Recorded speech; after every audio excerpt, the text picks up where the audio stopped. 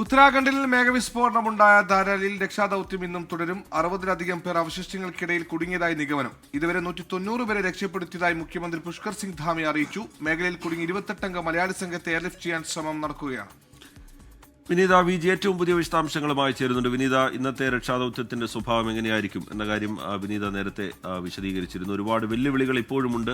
പ്രതികൂല കാലാവസ്ഥയടക്കം തുടർ നീക്കങ്ങൾ ദൗത്യസംഘത്തിന്റെ ഭാഗത്ത് നിന്ന് എങ്ങനെ വരും മണിക്കൂറുകളിൽ, ഇന്നത്തെ രക്ഷാദൌത്യത്തിന്റെ ആദ്യ മണിക്കൂറുകളിൽ ഉണ്ടാകും എന്നാണ് കരുതുന്നത്?